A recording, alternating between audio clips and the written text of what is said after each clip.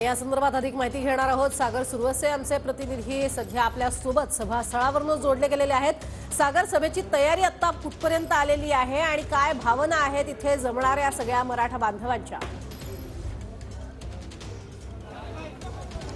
प्रज्ञा, आपण पाहिलं की खरं तर मनोज जरांगे पाटील यांची मनधरणी करण्याचा प्रयत्न जो आहे तो सरकारमधल्या काही नेत्यांनी जे आहे तो केलेला आहे, मात्र ते कुठेही त्याला यश येताना पाहायला मिळत नाही। आणि दुसरीकडे आज मनोज जरांगे पाटील आपल्या इशारा सभेवरती ठाम आहेत आणि बीडमधील पाटील मैदानावरती जे आहे ते या ठिकाणी ही इशारा सभा जी आहे ती पार पडणार आहे। आपण पाहतो या ठिकाणी कार्यकर्ते जे आहेत ते यायला टप्प्याटप्प्याने सुरुवात झालेली आहे।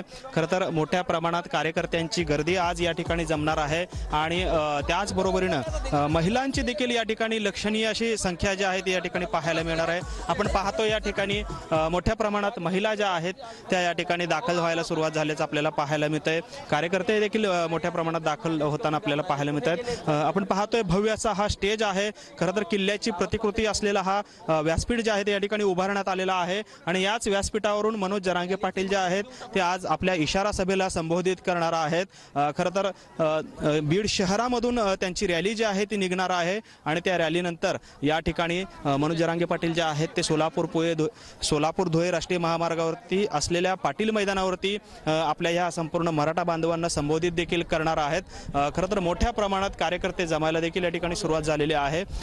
खरं तर 200 JCBच्या सहाय्याने त्यांचं स्वागत देखील या ठिकाणी करण्यात येणार आहे। त्याचबरोबरीनं हेलिकॉप्टरने पुष्पवृष्टी देखील करण्यात येणार असल्याचं आयोजकांकडून सांगण्यात येते। त्यामुळे मोठ्या प्रमाणात जंगी तयारी जी आहे ती या ठिकाणी करण्यात आल्याचं चित्र जे आहे ते आपल्याला पाहायला मिळते। त्यामुळे मनोज जरांगे पाटील नक्की आज काय भूमिका जाहीर करतात, कोणता इशारा सरकारला देतात, मराठा बांधवांना काय नक्की मेसेज देतात हे पाहणं देखील महत्त्वाचं ठरणार आहे। प्रज्ञा, नक्कीच सगळ्यात महत्त्वाचं म्हणजे आपण बघतोय की बीडमध्ये ज्या शाळा आहेत त्या शाळांना सुद्धा सुट्टी घोषित करण्यात आलेली होती आणि आपण बघतोय त्यानंतर सुद्धा थोडासा वाद निर्माण झालेला पाहायला मिळाला होता आणि आजच्या सभेमध्ये नेमकं काय बोलतात जरांगे याकडे सगळ्यांचं लक्ष असेल।